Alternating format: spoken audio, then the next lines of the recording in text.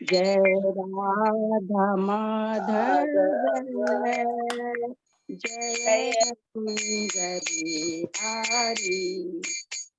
जय राधा माधव जय कुंज बिहारी।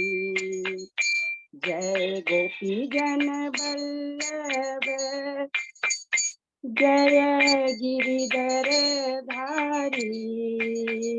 जय गिरिवर धारी। यशोदानंदन ब्रज जन रंजन यशोदानंदन ब्रज जन रंजन यमुना तीर वनचारी। जय राधा माधव जय कुंज बिहारी। हरे कृष्णा कृष्णा कृष्णा हरे हरे। हरे राम राम राम हरे हरे। हरे कृष्णा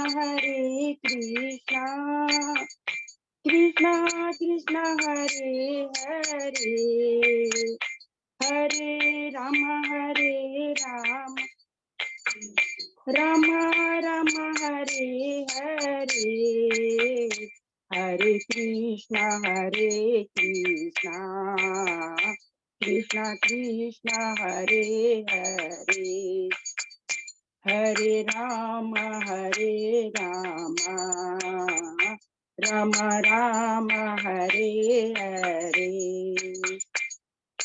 गोविंद बोलो हरि बोलो गोविंद बोलो हरि गोपाल बोलो राधा रमन हरि गोविंद बोलो राधा रमन हरि गोविंद बोलो। जय राधा माधव राधे। जय राधा केशव राधे।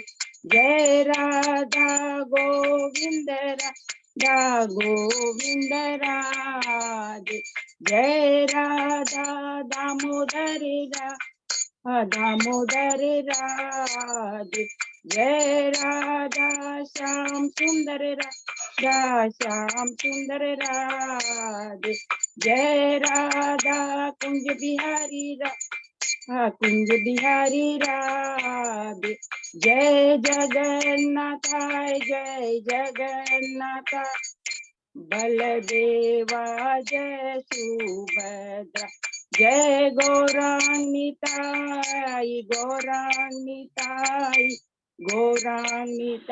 जय गौरांगिता। जय जय प्रभुपाद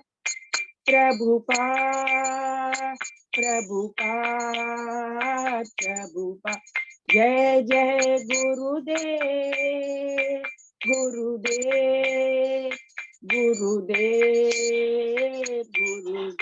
निताई बोल हरि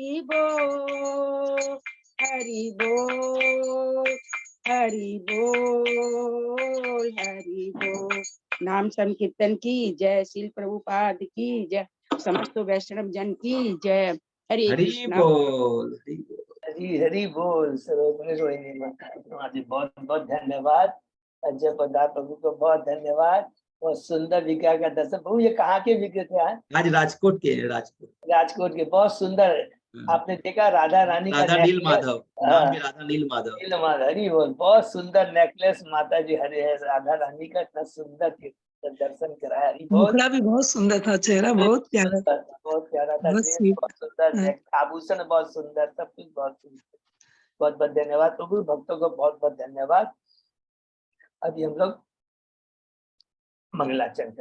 ओम अज्ञान तिमिरांधस्य ज्ञानांजन शलाकया चक्षुरुन्मीलितं येन तस्मै श्री गुरुवे नमः। श्री चैतन्य मनोभीष्टं स्थापितं येन भूतले स्वयं रूप कदा मह्यं ददाति स्वपदान्तिकं। वंदे हम श्री गुरु श्री युत पद कमलम श्री गुरु वैष्णवांच श्री रूपम साग्र जातम सहगना रघुनाथम वितम तम सजीवम स्वादेतम सावभूतम परिजम सहितम कृष्ण चैतन्य देवम श्री राधा कृष्ण पादान सहगना ललिता श्री विशाखा वितांत च नमो ओम विष्णुपादाय कृष्ण प्रेष्ठाय भूतले श्रीमते भक्ति वेदांत स्वामी इति नामने नमस्ते सरस्वती देवे गौरवाणी प्रचारिणे निर्विशेषा शून्यवादी पाश्चात्य देशधारिणे वांछा कल्पतरुभ्यश्च कृपा सिन्धुभ्य एव च पतितानां पावनेभ्यो वैष्णवेभ्यो नमो नमः नमो महावदान्याय कृष्ण प्रेम पदायते कृष्णाय कृष्ण चैतन्य नामने गौरत्विषे नमः हे कृष्ण करुणा सिंधु दीन बंधु जगतपते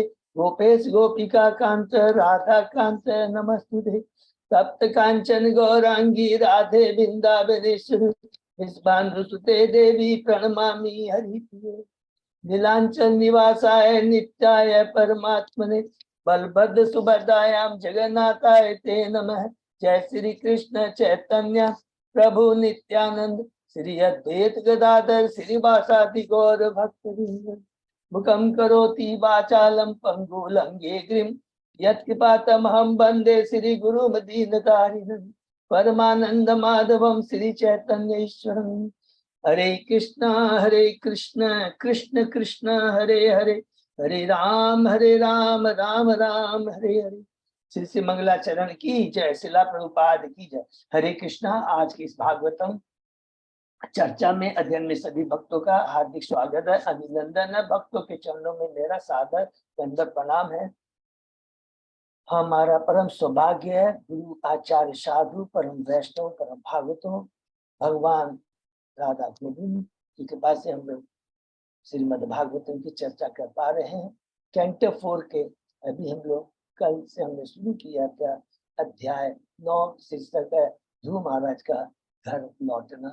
उसके पहले 8 अध्याय हमने कंप्लीट किए, उसको हम लोग एक बार संक्षेप में दोहराते हैं। प्रथम अध्याय में क्या है, स्वयंभू मनु के पुत्रियों की वंशावली, आकुति के बारे में पढ़ा जिनका व्याह रुचि से हुआ, उनसे एक कपल उत्पन्न हुआ, यज्ञ दक्षिणा, उनके 12 संतान हुए जिनका नाम था तुषित। उसके बाद में देहूति माता की 9 कन्याओं के बारे में पढ़ा जिनका ब्याह ब्रह्मा जी के 9 ऋषि पुत्रों से हुआ, और अंत में प्रसूति जिसका ब्याह दक्ष से हुआ। 16 संतानें हुई। सबसे छोटी संतान सती थी जिसका ब्याह शिव भगवान से। दूसरे अध्याय में प्रवेश करते हैं। दक्ष द्वारा शिव जी को शाप कि किस प्रकार वशिष्ठ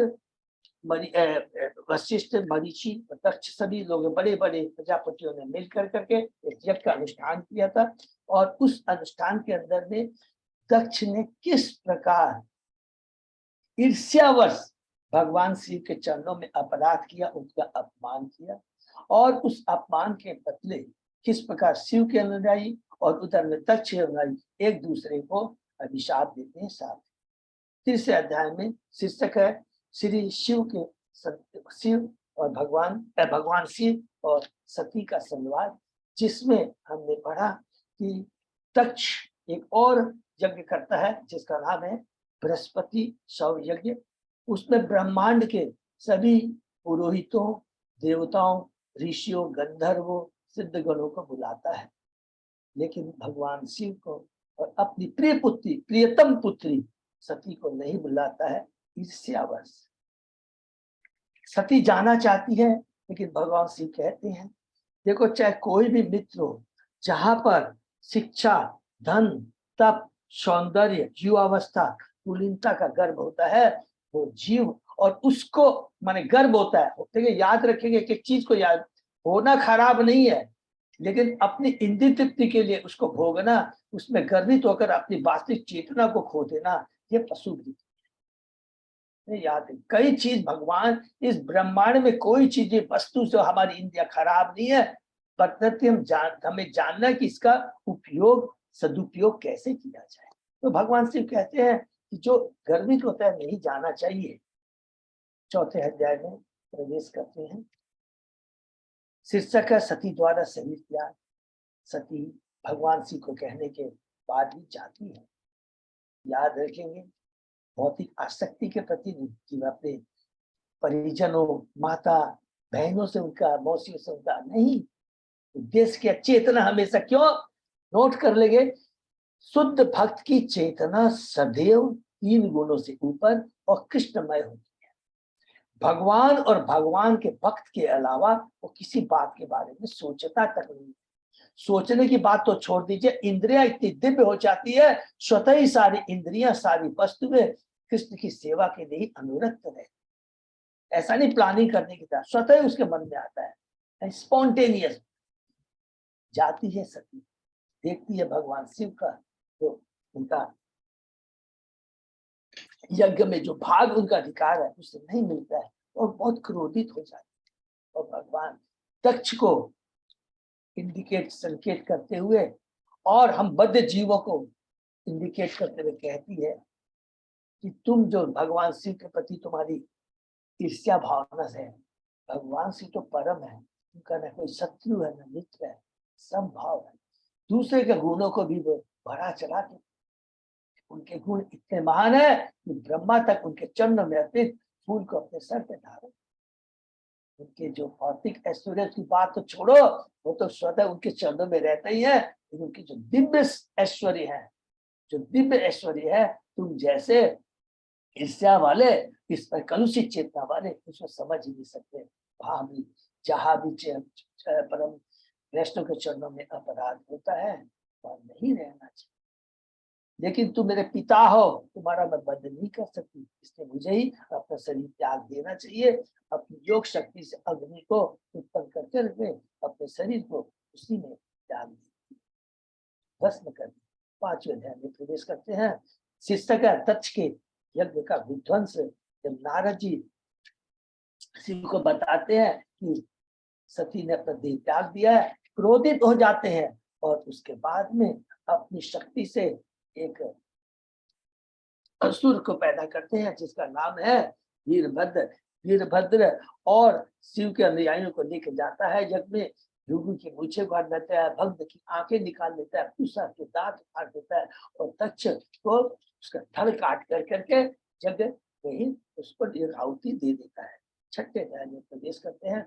ब्रह्मा जी द्वारा शिव जी को बना, जैसे ही यज्ञ पूरा विध्वंस हो जाता है, देवता घबरा जाते हैं, देवता सब ब्रह्मा जी के पास आते हैं। ब्रह्मा जी सबसे पहले एक ही बात कहते हैं कि कभी भी वैष्णव के चरणों में अपराध होता है वो कार्य कभी संपन्न नहीं होता है, और जिस वैष्णव के चरणों में अपराध हुआ है उसी के पास जाकर हमें क्षमा मांगनी चाहिए। तुरंत वो ये कर करके कैलाश धाम जाते हैं। कैलाश धाम का सुंदर वर्णन हुआ है वट वृक्ष के नीचे, जो 800 मील ऊंचा, 600 मील चौड़ा है। किस प्रकार भगवान शिव को देखते हैं, कुबेर चतुष्कुमारों नारद जी को लेकर के भगवान के बारे में करते हैं और शिव भगवान ब्रह्मा जी का आदर करते हैं। और फिर ब्रह्मा जी कहते हैं कि जो दक्ष है उसकी तो आत्मिक चेतना कलुषित है, वो मरा हुआ मृत समान है। जिसकी चेतना अपनी इंद्र तृप्ति के लिए होती है वो मृत पुरुष के ही समान होता है। केवल वो शरीर होता है, जैसे होता है शरीर है, सौ होता है ना, वो 100 के समान है, जिसमें कोई चेतना नहीं होती। हमारी यदि वो इसको चेतना हम कहते हैं, हमारी चेतना है लेकिन अपनी इंद्र तृप्ति के लिए, तो मानना चाहिए हम लोग चेतनाहीन है। कलुषित चेतना माने चेतनाहीन है, कोई चेतना, वो तो मरे हुए समान। तो जाकर करके कृपा करके जाओ और यज्ञ को संपन्न करो। ये यज्ञ बहुत जरूरी है। वेदों में वर्णन है कि मनुष्य को, सभ्य मनुष्य को किस प्रकार वर्णाश्रम का पालन करते हुए यज्ञ करना चाहिए, धर्म करना चाहिए। धर्म अर्थ काम मोक्ष के लिए पूरा वेदों में वर्णन है, लेकिन अंतिम उद्देश्य क्या है, भगवान के बारे में चिंतन करना, भगवान के बारे में सोचना। 7वें अध्याय में प्रवेश करते हैं। दक्ष द्वारा यज्ञ की समाप्ति। शिव भगवान बहुत सुंदर बात कहते हैं, हे पिता, हे ब्रह्मा जी, मैंने दक्ष के अपराध को पहला बहुत सुंदर वर्णन गंभीरता पूर्वक नहीं लिया। मैंने तो उसकी चेतना को सुधारने के लिए एक माँ, एक गुरु जिस तरह दंड देता वही दंड दिया। ये बहुत बढ़िया बात है। हम क्या अगर किसी को डांटते हैं, हमारे लीडर के साथ कुछ भी करते हैं, तो ये बहुत इंपॉर्टेंट चेतना कि अपनी पहले चेतना देखना चाहिए। ईर्ष्यावश उसको डांट रहे हैं तो अच्छा नहीं, उसको करेक्शन करने के लिए अधिक कुछ सब बोलना बहुत जरूरी है। जब तक नहीं बोलेंगे और नहीं मेरे को अपराध हो जाएगा, ये सब कभी नहीं सोचना। You have to be very bold, straightforward and very practical होना पड़ेगा। एक एक दिन शिक्षाएं। एक लीडर का क्या है, चेतना कलुषित रहता, बदले की भावना से, ईर्ष्या के भावना से नहीं होना चाहिए। तो वो कहते मैंने वैसा ही किया है, आप जो चाहते हैं वैसा ही होगा। यज्ञशाला में जाते हैं, दक्ष को उसका धड़ मिलता बकरी का है, और जैसे ही बकरी का सिर मिलता है बहुत सुंदर वर्णन आता है कि और भगवान शिव को वो देखता है, भगवान शिव को देखता है, उसकी चेतना जो कलुषित चेतना है वो खत्म हो जाती है। और क्योंकि देखता कैसा श्रद्धा पूर्वक दिखता है, जैसे श्रद्धा पूर्वक देखता सारी चेतना कलुषित चेतना खत्म हो जाती है। सती को याद करता है, बहुत सुंदर लिखा है। सबसे पहले सती परम वैष्णव को याद करता है, तो भगवान शिव को कहता है कि आपने मुझे दंड दिया है कि मेरे बड़ा कल्याणकारी है। क्या क्या वर्ड यूज करते हैं, आप तो चरवाहे के समान, आप तो पशुपति है, अगर आप दंड न देते तो मुझे नरक में भोगना पड़ता। उसके बाद में भगवान शिव तो भिगु लेके जाता है यज्ञशाला में, रोडास यज्ञ की आहुति देते हैं।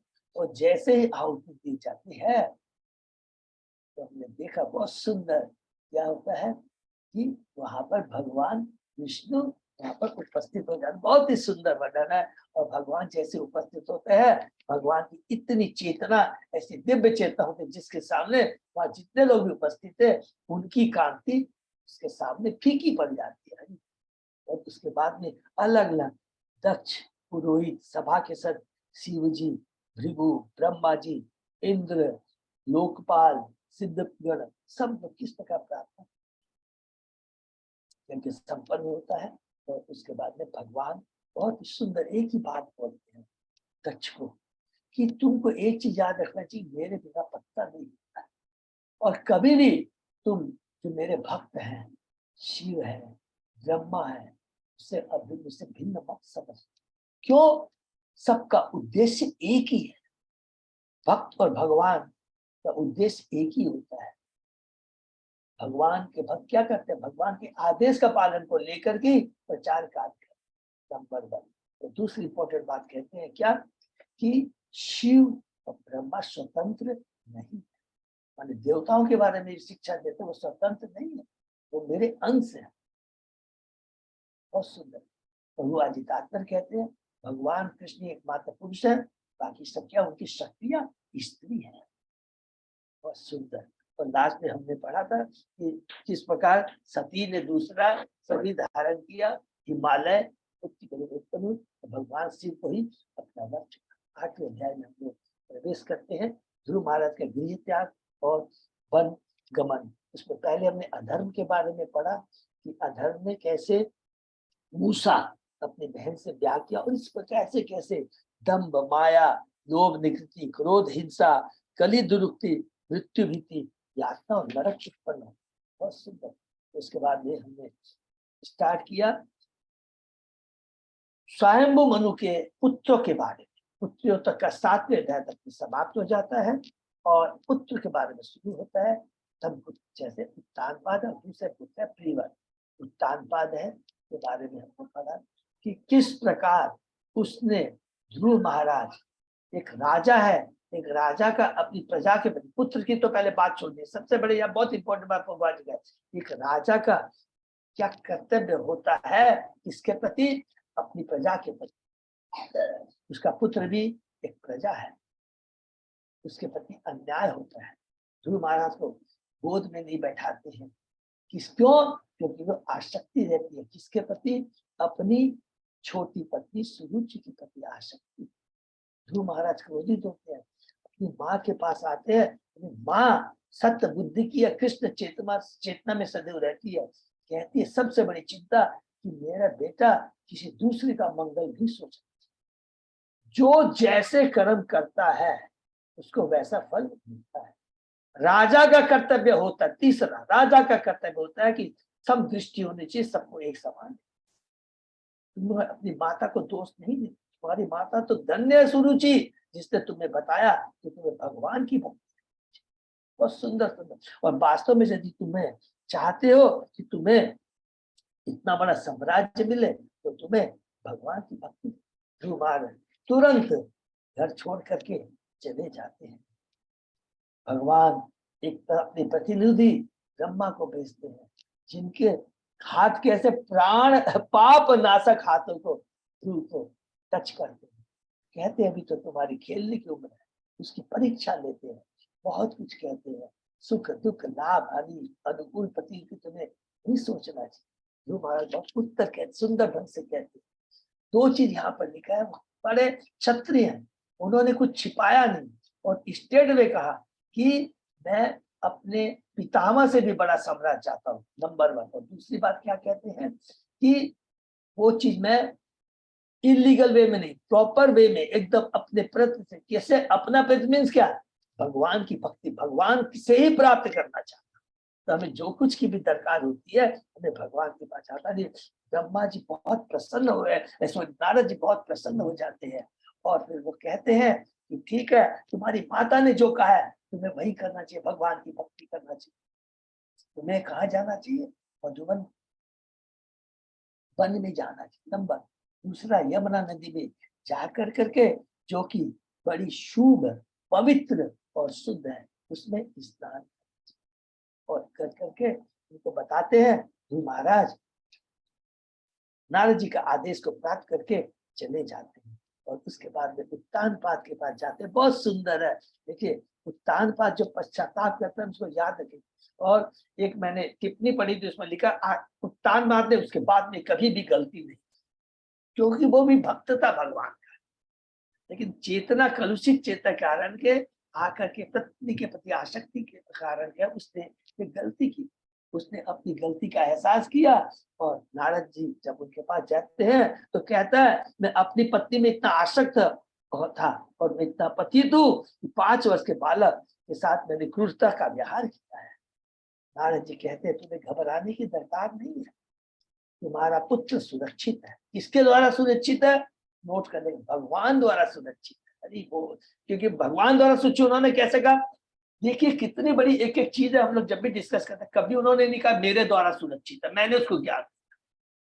नारद जी ने क्या बोला? भगवान द्वारा सुरक्षित। हम जो भी कार्य करते हैं, प्रचार करते हैं, वो सब विष्णु की कृपा से ही होता है। हम तो केवल एक मात्र माध्यम है, भगवान द्वारा सुरक्षित है और जरूर वो घर लौट के वापस आएगा और ऐसी ख्याति प्राप्त करेगा जो पूरी संसार में तुम्हारी ख्याति फैल जाएगी। वो इस प्रकार वो आश्वासन देकर करके करते हैं। और इधर ध्रुव महाराज क्या है, मधुबन में जा करते नारद जी के आदेश के अनुसार, जो हमने पढ़ा बहुत सुंदर सुंदर का।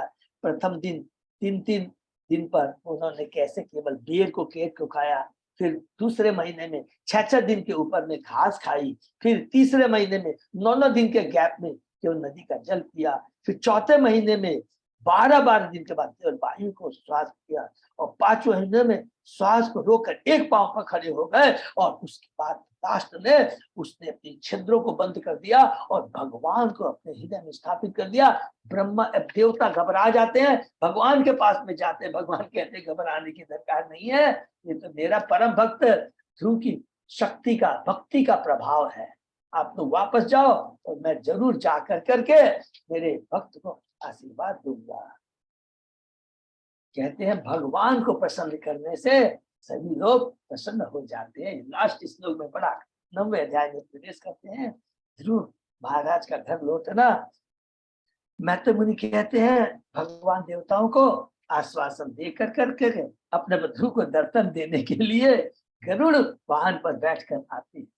जैसे ही ध्रुव भगवान को अपने सम्मुख देखता है, कितना सुंदर वर्णन कल हमने पढ़ा, उनको सादर अभिनंदन करता है, दंड के समान गिर जाता है और भगवान के इस प्रकार देख रहा था मानो अपनी आंखों से पी रहा हो। हरि बोल, उनके चरणों को अपने मुख से चूम रहे हो और अपनी भुजाओं में भर रहे हो, इस तरह की उसका दृश्य देखकर ध्रुव महाराज उपयुक्त शब्दों से भगवान की स्तुति करना चाहते हैं, किंतु अनुभवहीन है, 5 वर्ष के बालक हैं, स्तुति नहीं कर पाते।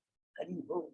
भगवान तुरंत समझ जाते हैं जो एक बार इच्छा करता है, क्योंकि वो परमात्मा के रूप में क्षीरोदशाई विष्णु हमारे प्रत्येक जीव के हृदय में विराजमान।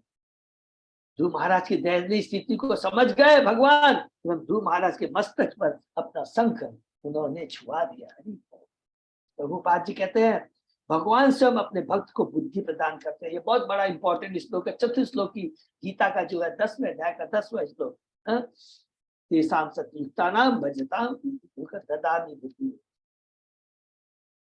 जैसे, और उसमें फिर प्रभुपाद जी एक बात कहते हैं, जो हरे कृष्ण मंत्र की ध्वनि जो है, माने सारे वेदों का ज्ञान हो जाता है। एक बार भगवान की कृपा होती है, सारे वेदों का ज्ञान हो जाता है। और कहते हैं कि जो सबसे उत्तम ध्वनि है जो वो क्या है, हरि नाम की ध्वनि है, जो सांसारिक भौतिक नहीं बल्कि आध्यात्मिक रूप से कभी भौतिक नहीं समझता। जैसे ही भगवान ने जो महाराज के मस्तक को शंख से छुआ, उसे सारा दिव्य ज्ञान स्वतः प्राप्त हो गया और वे परम सत्य, देखिए कितनी बार जैसे ही शंख को छूते हैं तो श्लोक के अंदर में लिखा हुआ क्या है, उसे ज्ञान प्राप्त हुआ। और वो दिव्य ज्ञान क्या है, परम सत्य और जीवात्मा का एक दूसरे से क्या संबंध है। हरि बोल। जीव स्वरूप है कृष्ण नित्य। प्रभुपाद जी कहते हैं दिव्य ज्ञान यह है कि जीव परमात्मा के अंतर को ठीक ठीक से जानना, कि वह भगवान का नित्य दास है, परमात्मा की सेवा करना ही उसका नित्य धर्म, एवं यही भक्ति योग या भक्ति भाव कहलाता है। भगवान ने अपने भक्त की इच्छा पूर्ति के लिए ध्रुवों की सृष्टि, हरि बोल, की, जिसका ब्रह्मांड के विनाश होने के बाद भी उसका विनाश प्रलय नहीं होता।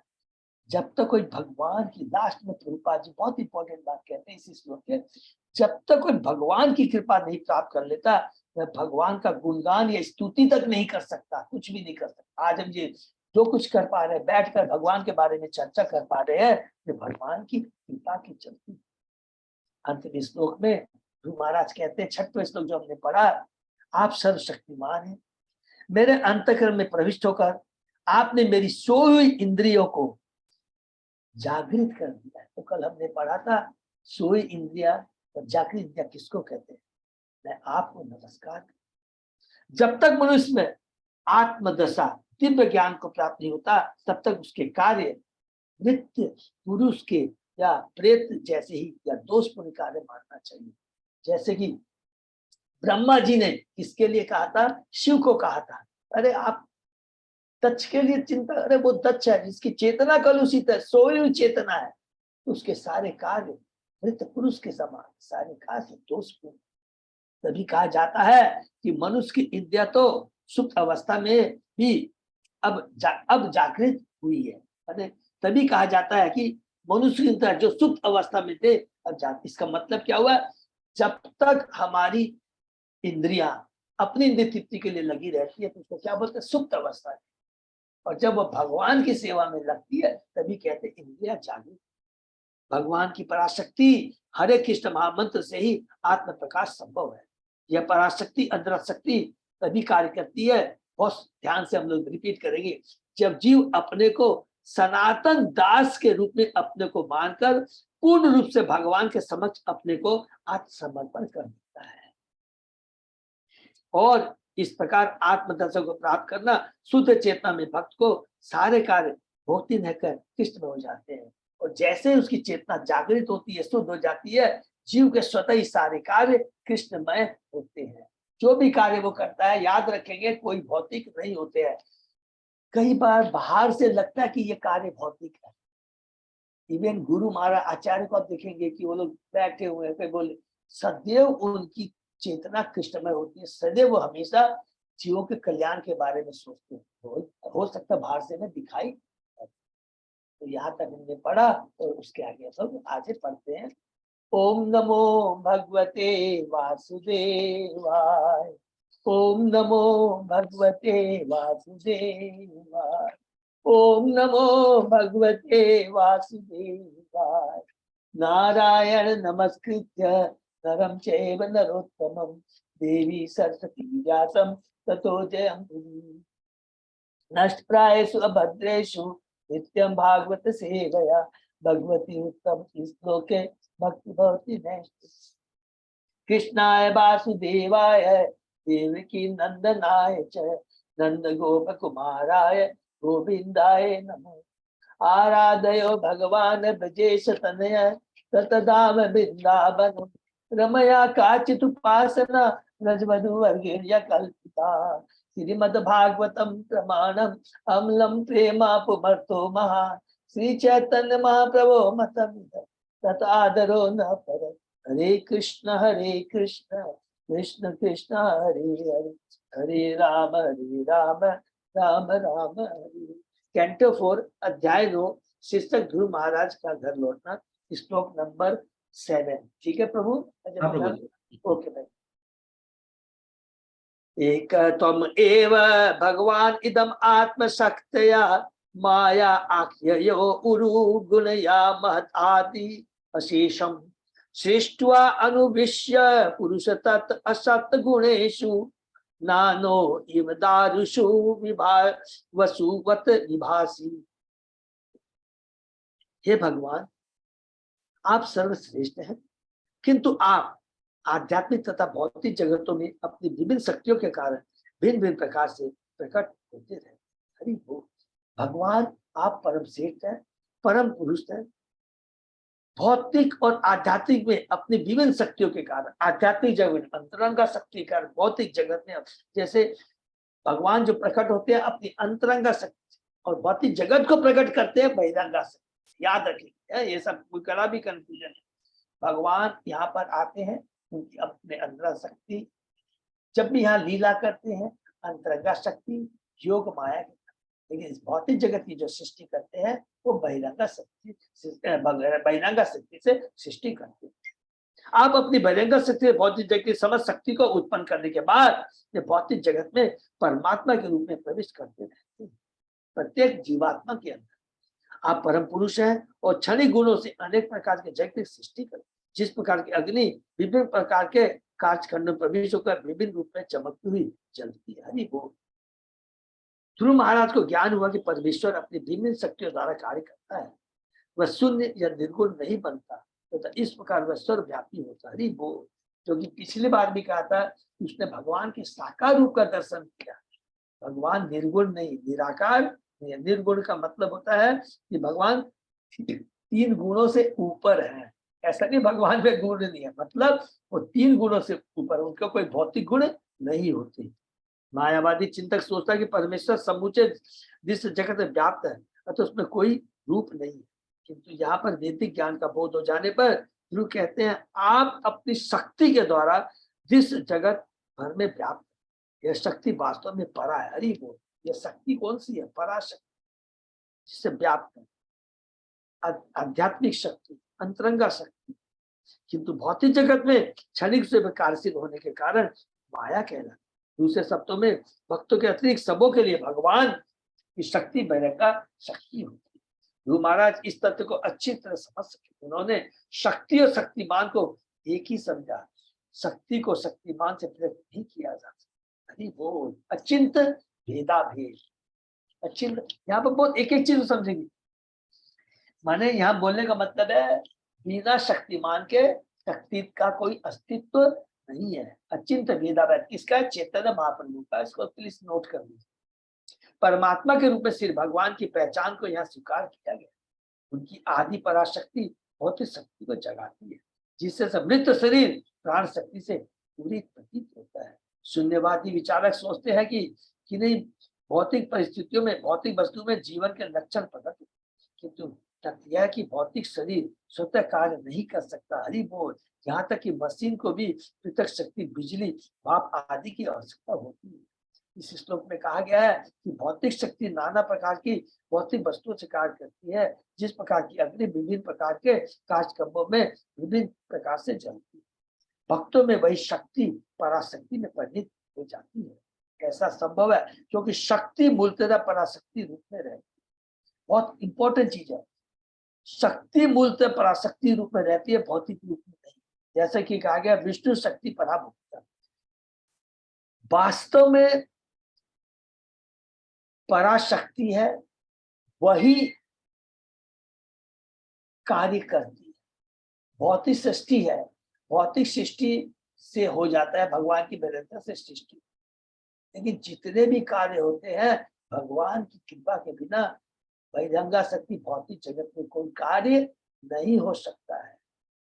भौतिक शरीर है, लेकिन जब तक उसके अंदर में चेतना नहीं है, आत्मा नहीं है, भौतिक शरीर कार्य नहीं करेगा। ये हमेशा याद रखिए। आदि शक्ति भक्त को जगाती है, माने हमारी चेतना को जगाती है, और इस तरह अपने समस्त अंगों को भगवान की सेवा में लाए। तो जब तक हमारे पास में आध्यात्मिक शक्ति नहीं, जब तक हमारे में कृष्ण की कृपा नहीं, अंतरंगा भगवान की कृपा नहीं है, तब तक हमारी ये चेतना है, क्योंकि सुप्त अवस्था में रहती है। पिछले श्लोक में हमने पढ़ा है, चेतना कब जागृत होती है? जब सारी इंद्रियां, खाली इंद्रियां नहीं, भौतिक जगत की जो भी चीजें हैं वो भगवान की सेवा में लगती।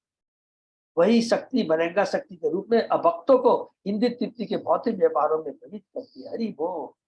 और वही शक्ति, देखिए वही इंद्रियां है, वही चीजें हैं, अगर उसको माया के प्रभाव में आ जाते हैं, बहिरंगा शक्ति के प्रभाव में आ जाते हैं, तो वो हमारी इंद्रिय तृप्ति में लगती है। हमें माया तथा स्वधाम का अंतर इस पर समझ देना चाहिए। भक्तों में तो स्वधाम का सिद्ध रहता है और भक्तों में माया शक्ति।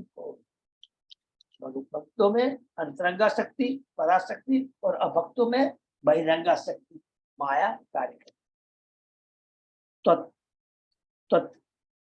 दत्तया वयुनया इदम अचष्ट विश्वम शुप्त प्रबुद्ध इव नाथ भवत प्रपन्नु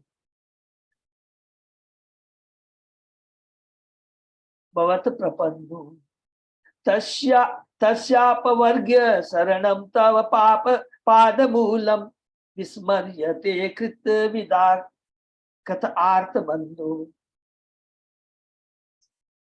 हे स्वामी, ब्रह्मा पूर्णतः आपके शरणागत है। आरंभ में आपने उन्हें ज्ञान दिया तो वे समस्त ब्रह्मांड को उसी तरह देख और समझ पाए जिस कोई मनुष्य नींद से जगकर तुरंत अपने कार्य करने लगता। आप मुक्तिकामी समस्त पुरुषों के एकमात्र आश्रय हैं और आप समस्त दीन दुखियों के मित्र हैं। अतः पूर्ण ज्ञान से युक्त विद्वान पुरुष आपको किस प्रकार बुला। हरि बोल। पूरा देखिए, एकदम समझ लीजिए, सब कुछ उन्होंने पूरा किया कि कितनी बढ़िया बात की है। इवन ब्रह्मा जी तक आपको शरणागत क्यों है? क्योंकि गर्भोदक्षाय विष्णु के रूप में आप से उनकी उत्पत्ति हुई है। गर्भोदक्षाय विष्णु के नाल से कमल फूल निकला है, जिसमें एक नाल रहती है। कमल फूल से भगवान ब्रह्मा जी निकले और उस नाल में 14 भुवन रहते हैं। याद रखिए। और पहला चीज, और दूसरा चीज है, प्रथम जो ज्ञान जो ब्रह्मा जी को भी मिला वो आपसे ही मिला है। प्रारंभ में आपने उन्हें ज्ञान दिया तो वे समस्त ब्रह्मांड को उसी तरह देख और समझ पाए जिस पर कोई मनुष्य नींद से जगकर तुरंत अपने कार्य करने लगता है। तब तक वो कुछ समझ नहीं पाए थे, तो उन्होंने तप वर्ड सुनाई दिया, और तप के बाद उन्होंने भगवान ब्रह्मा ने तपस्या की और भगवान को प्रसन्न किया। फिर भगवान गर्भोदक्षाय विष्णु उनके समक्ष। बहुत सुंदर है। आप मुक्तिकामी समस्त पुरुषों के एकमात्र आश्रय हैं और आप समस्त दीन दुखियों के मित्र हैं। एकमात्र आप आश्रय हैं जो मुक्तिकामी भी है, उसके आश्रय आप ही है। दीन दुखियों की आप मित्र हैं। जितने भी ब्रह्मांड सब आपकी आत्माएं हैं, आप उनके मित्र हैं जिनकी सदैव आप कल्याण की चिंता करते हैं। अतः पूर्ण ज्ञान से युक्त विद्वान पुरुष आपको किस प्रकार बुला सकते। कितनी बढ़िया बात है, इसको अंडरलाइन करने। जो पूर्ण ज्ञान में रहता है वो कभी भी भगवान को नहीं बुला सकता। क्या? जीवन स्वरूप हो कृष्ण नित्य दास, मैं दास हूं और आप मालिक। और जो अज्ञानता में रहता है वो क्या बोलता है? I am the controller, I am the proprietor और आई एम द एंजॉयर। शरणागत भक्त श्री भगवान को क्षण भर के लिए भी नहीं भूलते। शरणागत भक्त जो भगवान के शरण में रहते हैं, जो हमेशा जागृत रहते हैं, जो हमेशा शुद्ध चेतना में रहते हैं। अलग अलग रूप में बोल सकते। जो जागृत रहते हैं, जो शुद्ध चेतना में रहते हैं, वो सदैव किसके शरणागत रहते हैं? वो भगवान के शरणागत रहते हैं, भगवान के संरक्षण में रहते हैं। जो सोए हुए हैं, जिनकी चेतना कलुषित है, जो सुप्त अवस्था में है, वो क्या होता है, किसके शरणागत होते हैं, माया देवी के शरणागत होते हैं, 3 गुणों के शरणागत होती है। वो क्या बताती है, भौतिक जगत बड़ा आनंदमय है, you are the proprietor, you are the controller, you are the enjoyer. भक्त जानता कि भगवान की अहेतु की कृपा उसके अनुमान से परे, हरि बोल। भगवान भक्त जानता है भगवान की जो कृपा है हमारे ऊपर, उसको हम सोच तक भी नहीं सकते, वो हमारी अनुमान के, हमारी सोच के बाहर है। वह नहीं समझ पाता कि भगवत कृपा से कितना लाभ उठा रहा है। जो भक्त जितना ही भगवत भक्ति मनुष्य रखता है, उसे भगवत भक्ति से उतना ही प्रोत्साहन मिलता रहता है।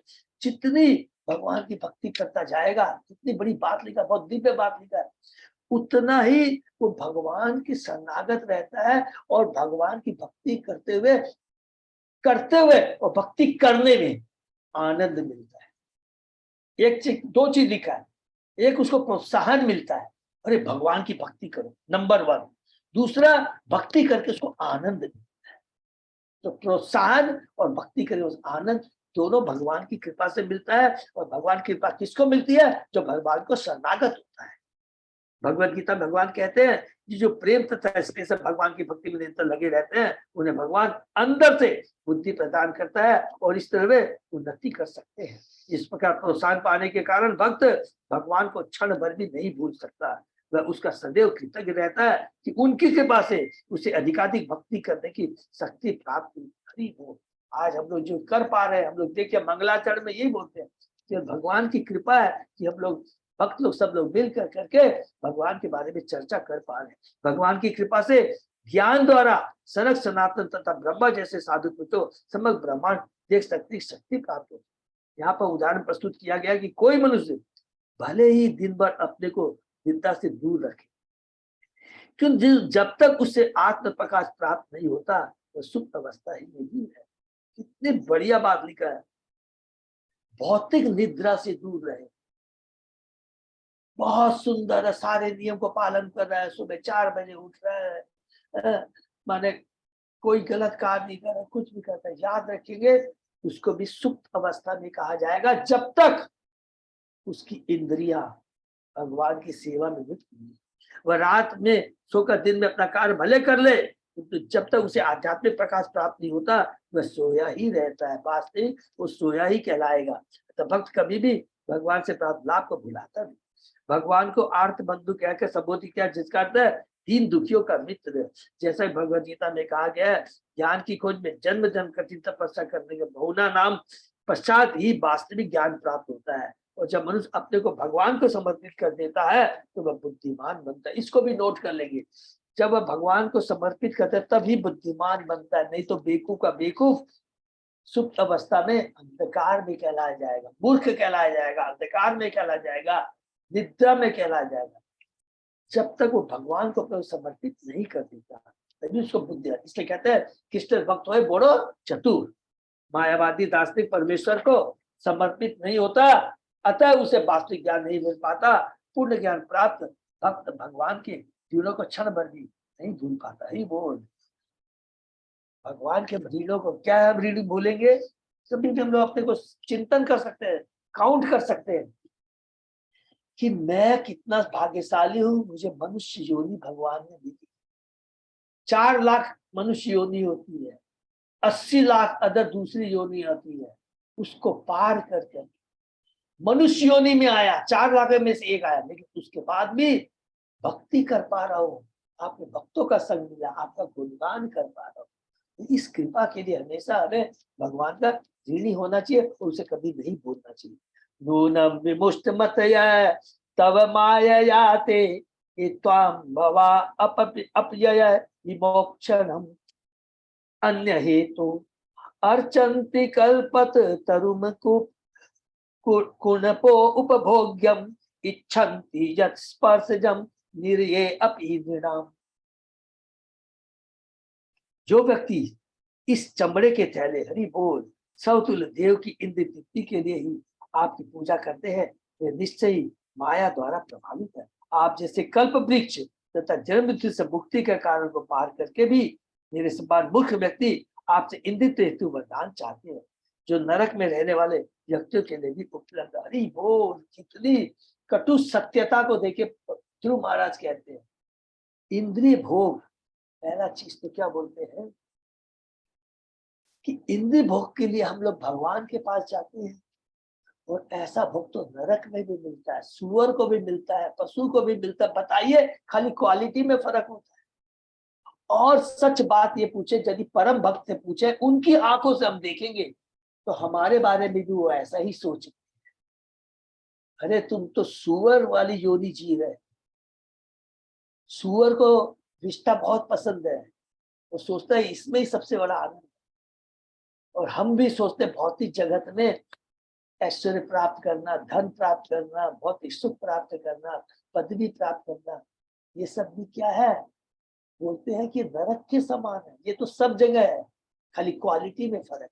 पहली चीज बहुत सुंदर बोलते हैं। और कहते हैं कि ये जो शरीर है, कफ पीत वायु, हमें मोहन प्रभु ने बताया था ना कि, और अरुण प्रभु ने पूछा था इसका मतलब क्या है। कफ पीत वायु से बना हुआ ये शरीर है, और हम लोग पूजा करते हैं, भगवान की प्रार्थना किस चीज के लिए करते हैं, इस भौतिक सुख को प्राप्त करने के लिए। और इतने मूर्ख हैं, उस भगवान जो कल्प वृक्ष के समान है और जन्म मृत्यु से हमें पार देते, तो उसके लिए हम प्रार्थना नहीं करते। अर्थात यहाँ क्या बोलेगा, भगवान के पास जाए तो हमें वो चीज मांगनी चाहिए जो और कोई दूसरा नहीं दे सकता है। कोई ब्रह्म, कोई भी देवता कोई नहीं दे सकते, एकमात्र कृष्ण दे सकते हैं। अरे भौतिक सुख तो ब्रह्मा भी, देवता भी दे सकते हैं। शक्ति चाहिए, धन चाहिए, ऐसे, लेकिन एक चीज कोई नहीं दे सकता है, जो कि केवल कृष्ण ही दे सकते हैं, जन्म मृत्यु से इस प्रकार मुक्ति पाए। और मैं ऐसा मूर्ख हूं, आप जन्म मृत्यु से हमें पार लगा सकते हैं, लेकिन मैं भौतिक वरदान के लिए आपकी पूजा कर रहा था, पश्चाताप कर रहे हैं। तो ऐसा क्यों होता है, जब चेतना शुद्ध हो जाती है तो स्वतः ही ये भाव उत्पन्न होता है। ध्रुव महाराज को पश्चाताप हो रहा था कि क्योंकि वे भौतिक लाभ के उद्देश्य से भगवान की भक्ति में प्रवृत्त हुए थे। यहाँ पर वे इस प्रवृत्ति की भर्त्सना करते। केवल अज्ञानवशी मनुष्य इंद्रिय तृप्ति या भौतिक लाभ के उद्देश्य से भगवान की पूजा करता है। देखिए कितनी बढ़िया बात लिखा है। तो फिर ये श्लोक क्यों लिखा गया है, काम अकाम मोक्ष काम है। बहुत सिंपल चीज है, हम लोग अज्ञानता में है, लेकिन कितने बड़े भाग्यशाली है कि उस अज्ञानता में भी अगर हम भगवान के पास जाते हैं भौतिक लाभ के लिए, तो भगवान क्या कहते हैं, हमारी भौतिक इच्छाओं को देते हैं। लेकिन देने के बाद बहुत ध्यान से सुनेंगे, भौतिक इच्छाओं को, भौतिक संपत्ति को देते हैं, लेकिन उसके प्रति हमारी आसक्ति नहीं रहती। तो जिसके पास धन है, सब कुछ है, और भगवान की भक्ति कर रहा है, उसी से आप पूछ लीजिए, धन है, ऐश्वर्य है, लेकिन उसके प्रति आसक्ति नहीं, तो क्या करता है, उस धन को वो भगवान की सेवा में लगा। धन देते हैं लेकिन उसके प्रति आसक्ति को खत्म कर देते। ध्रुव महाराज को देखिए ध्रुव लोक मिला है, मगर याद रखेंगे ध्रुव लोक में जब तक 36,000 साल तक उन्होंने राज्य किया, एक सेकंड भी उनकी चेतना केवल भौतिक इच्छा के प्रति नहीं, भौतिक आसक्ति, भौतिक भोग में नहीं रही। सदैव हर सेकंड भगवान का चिंतन करते रहे। और उसके बाद 36,000 साल तक राज करने के बाद में भगवान का धाम उनके लिए तैयार था, भगवान के धाम चले जाते। अब सोचिए, अगर वो 36,000 साल तक भोग करते हैं, भौतिक आसक्ति रहती, तो वो क्या भगवान के धाम जा सकते? रंच मात्र भी अगर भौतिक इच्छा रहती है, हम भगवान के धाम नहीं जा सकते। भगवान कहते तेरी इच्छा है, अपनी इंद्रिय को तृप्ति के लिए, मैं तुमसे दोष नहीं ठहराता, लेकिन तुमको इंद्रिय तृप्ति, अपनी इंद्रिय तृप्ति मतलब तुमको भौतिक जगत में रहना पड़ेगा। बहुत सिंपल भगवान का जो है, तो भगवान का ज्ञान है, भगवान के जो आदेश है, भगवान के वेद में जो नियम है, तो भगवान ने बहुत क्लियर कट कह रखा। किंतु सामान्यतः लोग यह नहीं जानते हैं कि उन्हें किस प्रकार का वरदान प्राप्त किया जाए। स्पर्श सुख या काम सुख तो कुकर में भी पाया जाता।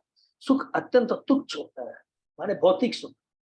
यदि कोई भक्त ऐसे तुच्छ सुख के लिए भगवान की पूजा करता है, तो समझना चाहिए वो समझ ज्ञान से शून्य है। तो यहाँ बोलते हैं हमें भौतिक लाभ के लिए भगवान के पास नहीं जाना चाहिए। कोई बात नहीं, हम अज्ञानी है, जाते भी तो भगवान मदद करते हैं, इतने कृपालु है भगवान।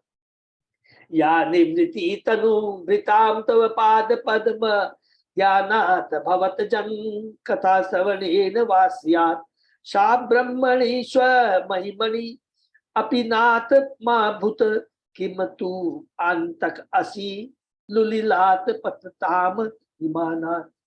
हरि बोल।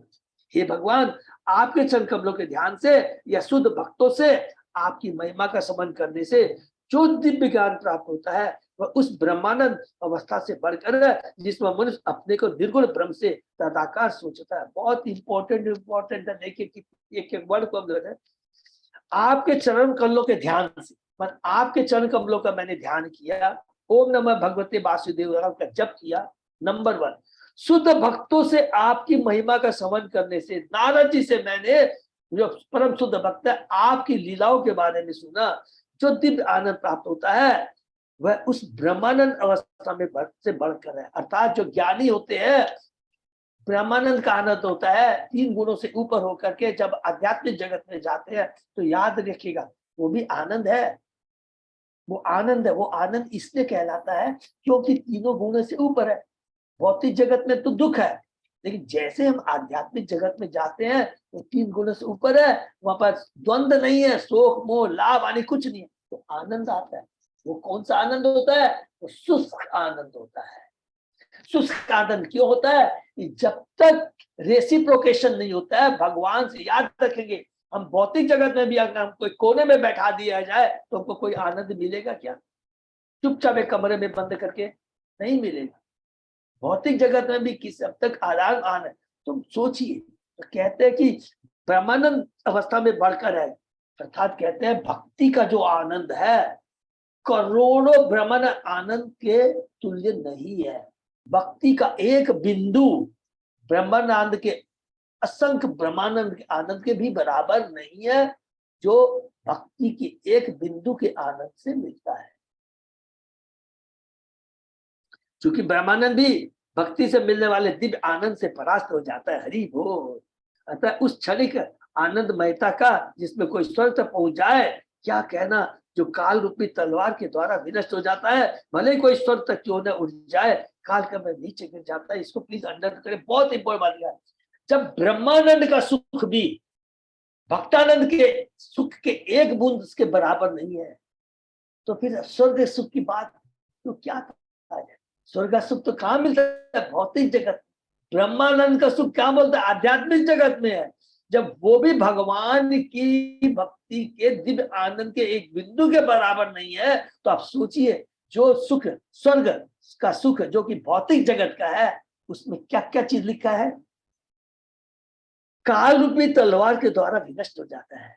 हमने जितने भी कर्म किए, बहुत अच्छे उपकार किए, परोपकार किया, लोगों की सेवा की, स्वर्ग में पहुंच गए, लेकिन क्या बोलता है? काल रूपी तलवार, सपोज कीजिए आपको स्वर्ग में 100 साल रहना, पहला साल खत्म हुआ, काल ने काट दिया, दूसरा साल खत्म हुआ, काल ने काट दिया, करते करते जब 0 हो जाता है तो धड़ाम कर करके फिर इस भौतिक जगत में आके गिरते हैं।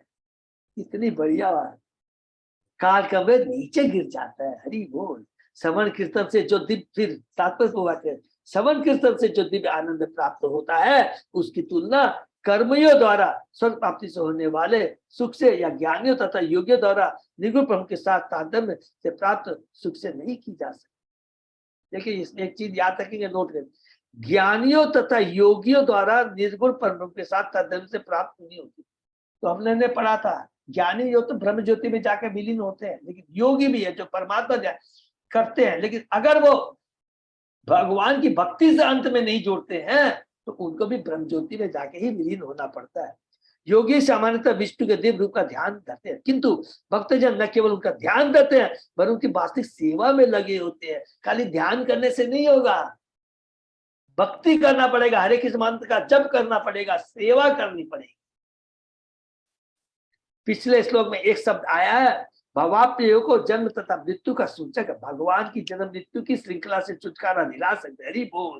भगवान ही, यह सोचना भ्रामक है, जैसा कि 21 कहते हैं, एक बार जन्म मृत्यु से छुटकारा पाने पर मनुष्य पर ब्रह्म में विलीन हो जाता है। ये सब हम लोग अलग से हम लोग एक बार डिस्कस करेंगे। निराकारवादी, शून्यवादी, ब्रह्मानंदवादी, मायावादी, चारों को हम लोग, ब्रह्मानंदवादी है ब्रह्म ज्योति में विलीन होते हैं। मायावादी क्या बोलते हैं कि ये भौतिक जगत है, जब तक इसमें अलग अलग दिखाई देते ये भी माया है, और जैसे ही एक ही जगह से वो ब्रह्म से आता है, और जब अपना जीवन यहाँ जितनी भी आयु समाप्त हो जाता है, तो देखो मैंने कहा था ना, क्योंकि फिर जाके के ब्रह्म में विलीन हो जाता है। अर्थात ये माया जगत, ब्रह्म सत्य, जगत मिथ्या। और शून्यवादी है, शून्य के अलावा कुछ नहीं है, खुद कि सब कुछ शून्य से आया और शून्य में भी, वो तो ब्रह्म में भी विश्वास नहीं करते हैं। उनकी तो बात ही छोड़िए। कर्मियों की स्थिति तो और भी गिरी हुई है। अरे वो उनका लक्ष्य कुछ लोगों को प्राप्त करना रहता है।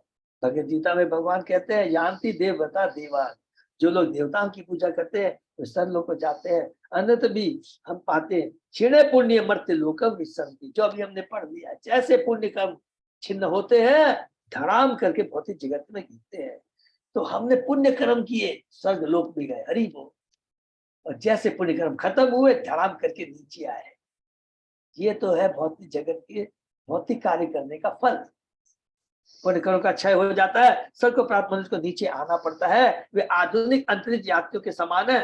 हरि वो जो चंद्र पर जाते हैं, किंतु जो ही उनका ईंधन चुक जाता है, उन्हें पृथ्वी पर पुनः उतरना पड़ता है।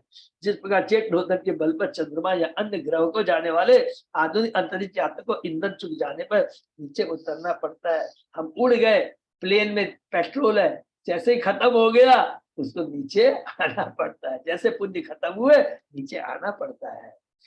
उसी प्रकार यज्ञोत्तर पुण्य कर्मों के बल पर स्वर्गलोक को प्राप्त होने वाले लोगों को भी नीचे उतरना पड़ता है। उसी प्रकार यज्ञ तथा पुण्य कर्मों के बल पर वेदों में लिखा है कि ठीक है, कैसे धन प्राप्त करना चाहिए, शक्ति प्राप्त करनी, सुंदर पत्नी प्राप्त करनी, आप कर लीजिए, स्वर्ग लोक तक चले जाइए। लेकिन धड़ाम करके जब हमारे पुण्य कर्म खत्म हो जाते हैं, नीचे आना पड़ेगा।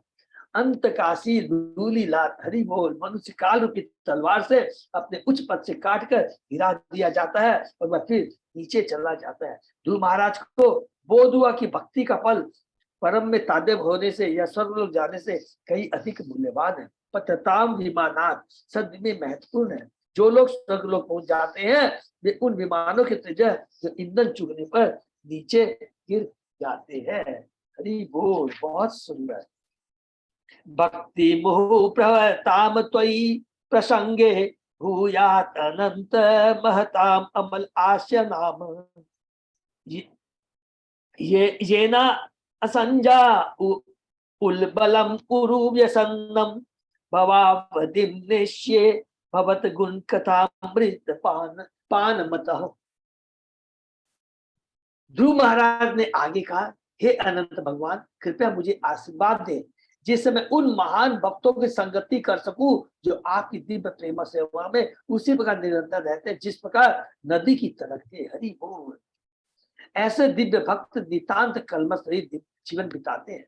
मुझे विश्वास है कि भक्ति योग से मैं इस संसार रूपी अज्ञान के सागर को पार कर सकूंगा, जिसमें अग्नि की लपटों के समान भयंकर लहरें उठ रही, चारों तरफ दुख ही दुख है, ज्वाला है। यह मेरे लिए सरल रहेगा क्योंकि मैं आपके दिव्य गुणों तथा लीलाओं के सुनने के लिए पागल हो रहा हूं जो नित्य है। 3 चीजें लिखी थे कि कितनी बड़ी बात लिखा है। पहला, मुझे भक्तों का संग चाहिए, क्योंकि भक्तों का संग करने से क्या होगा कि उनके मुखार बिंद से भगवान की अनवरत लगातार भगवान की लीलाओं के बारे में श्रवण कीर्तन कर। 2, तीसरा, एक बार भगवान के नाम श्रवण की लोग लीला करेंगे तो उससे जो दिव्य आनंद, जो हमारी आध्यात्मिक उन्नति होगी वो शाश्वत है, नित्य है। याद रखिए, ये खत्म नहीं होती स्वर्ग के ऊपर, ये नित्य है। भक्ति करेंगे तो और आगे हमारी चेतना शुद्ध होगी और भगवान के नाम के बारे में, भगवान का गुणगान करने में प्रोत्साहन मिलेगा। नंबर दूसरा, आनंद मिलेगा। ध्रुव महाराज के कथन की मुख्य बात यह है कि वे शुद्ध भक्तों की संगति चाहते थे। भक्तों की संगति के बिना दिव्य भक्ति न तो पूर्ण हो सकती है न आस्वादी। इसलिए हमने अंतरराष्ट्रीय कृष्ण भावना मित्र बनाया है। यदि कोई इस संघ के विलग रहकर कृष्ण चेतना में प्रवृत्त होता है तो समझे कि वह व्यामोह भ्रम में रह रहा है, क्योंकि ऐसा संभव है। ध्रुव महाराज के इस कथन से स्पष्ट है, जब तक भक्त की संगति नहीं होती तब तक भक्ति परिपक्व नहीं होती और भौतिक कार्यकलापों से पृथक नहीं हो सकती। बोल, जब तक भक्तों की संगति नहीं करेंगे तब तक हमें भगवान की कृपा नहीं मिल सकती है। सेम चीज हमने पढ़ा था, कपिल भगवान किसको कहते हैं? देवहूति माता को कहते हैं। 25वें अध्याय में कहती है, वो कहती है कि मेरी चेतना कलुषित हो चुकी है, मैंने आप अभी तक आप जैसे शुद्ध भक्त का संग प्राप्त करने के बाद भी मैंने अपने जीवन का, अपने इस मनुष्य का लाभ नहीं उठाया। तब कहते, बहुत सुंदर बात कहते हैं, सताम प्रसंगाम मम विधि संविदो भवंती हितकर्ण रसायना। हरि बोल। केवल शुद्ध भक्तों के संग में श्री कृष्ण के वचन हृदय तथा कान को अच्छे लगते हैं। स्पष्ट है कि ध्रुव महाराज भक्तों की संगति चाहते थे। भक्ति कार्यों में ऐसी संगति निरंतर प्रवहमान नदी की तरंगों के तुल्य। हमारे कृष्ण भावना संघ में 24 घंटे व्यस्त रहना पड़ता है। समय का हर क्षण भगवान की सेवा में लगाया जाता है। यही भक्ति का अनवरत प्रवाह है। प्रभुपाद जी ने इतनी सुंदर व्यवस्था की, आप मंदिर में चले जाइए, गृहस्थ को दे लीजिए, ऐसी व्यवस्था की है 24 घंटे हमारी चेतना कृष्ण में रहती। मंगला आरती कीजिए, तुलसी आरती कीजिए, नरसिंह आरती कीजिए, सुबह में गुरु आरती कीजिए, भागवतम क्लास अटेंड कीजिए, प्रसादम लीजिए, फिर प्रचार के लिए निकल जाइए, शाम को आइए, संध्या आरती कीजिए, गीता का पाठ कीजिए, भगवान का प्रसाद लीजिए, सो जाइए। एक क्षण भी इधर उधर फालतू बात करने को नहीं रहता। मायावादी चिंतक हमसे प्रश्न कर सकता, आप लोग भक्तों की संगति में भले ही प्रसन्न रहे किंतु भव सागर को कैसे पार करेंगे? ध्रुव महाराज का उत्तर है कि यह कठिन नहीं है। ये स्पष्ट कहते हैं कि इस सागर को सरलता से पार किया जा सकता है यदि कोई भगवान के गुणों को सुनने के लिए पागल हो जाए। भगवत गुण कथा, जो कोई श्रीमद् भागवत, भगवत गीता चेतन से भगवान की कथा को निरंतर सुनना चाहता है और इसमें रस लेता है, उसके लिए इस अज्ञान रूपी संसार को पार करना सरल है, क्योंकि उसको समझ में आ जाता है, उसकी चेतना दिव्य हो जाती है, भक्ति में इतनी शक्ति मिल जाती है कि इस संसार के लाभ हानि सुख दुख ऐसे वो ऊपर उठ जाता है, उसका कोई असर नहीं होता है, फेस करता है। लेकिन भगवान की भक्ति की शक्ति उसे उस भवसागर को पार में मदद कर, जितने भी कष्ट आ जाए उससे फर्क नहीं पड़ेगा। क्यों? वो जानता है भौतिक जगत में जो सुख है वो भी टेम्परेरी है और जो दुख है वो भी टेम्परेरी है। भगवान की भक्ति शाश्वत है, जो मुझे जन्म मृत्यु के चक्र से उभार लेगी। उस चेतना में वो इस भौतिक जगत में जीवन यापन करता है। भौतिक अज्ञान जगत की तुलना दैत्य अग्नि से की गई, किंतु भक्त के लिए यह अग्नि कोई अर्थ नहीं रखती, क्योंकि वह तो भक्ति में लीन रहता है। यद्यपि यह भौतिक जगत धधकती अग्नि के सदृश है, किंतु भक्त के लिए यह आनंद से पूर्ण प्रतीत होता है। विश्वम पूर्ण सुखाय थी।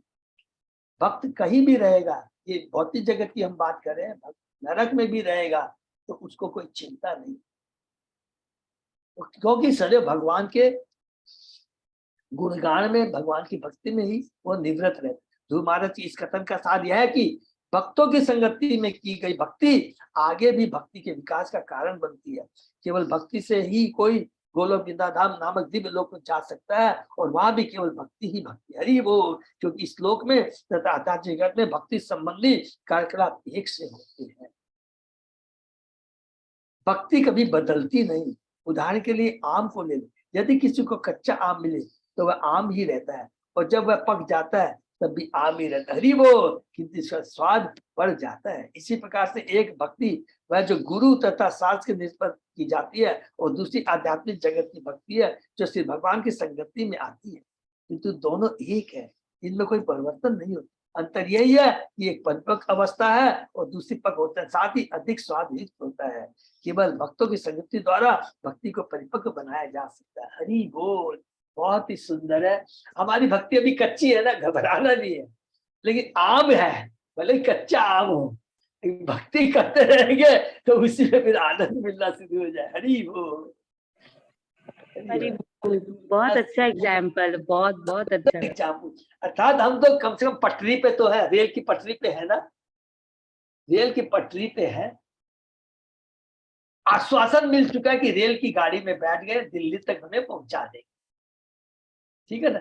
थोड़ी चाहे गाड़ी कोई सी भी हो, है जनता एक्सप्रेस हो या राजधानी एक्सप्रेस हो, तुरंत तो कुछ हो, लेकिन गारंटी है कि हम लोग को दिल्ली पहुंचा देगी, भगवान के धाम जरूर पहुंचा देगी। हरे कृष्ण। तो बहुत सुंदर है।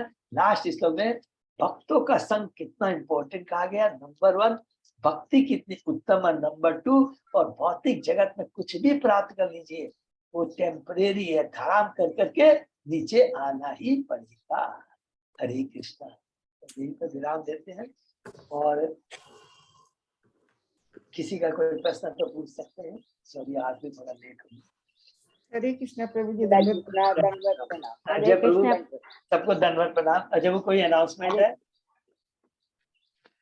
नहीं प्रभु जी। नहीं है ना। तो बस यही है कि अभी थोड़ा सा बता दूं कि हमारे भक्त लोग बहुत अच्छा प्रचार कर रहे हैं और हमारी अभी संख्या 1000 से भी प्लस हो गई है। अभी हमारे को कल बताया श्री संगीता राधा देवी दासी माता ने, उनका टोटल 770 हो गई है, डेली बढ़ रही है, बहुत अच्छा लग रहा है। तो अभी मैं एक चीज खाली थोड़ा सा चिंता वाली बात ये है कि परसों मैंने बताया कि नहीं भूल के पता नहीं कि मेरे को मृत्युंजय प्रभु ने कहा हिंदी की भगवत गीता खत्म हो गई, इवन मायापुर में नहीं है, वो 15-20 दिन बाद आएगी।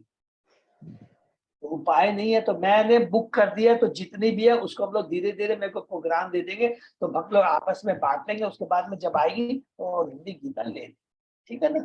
तो याद रखें। हरे कृष्णा। हरे कृष्णा, दंडवत प्रणाम प्रभु।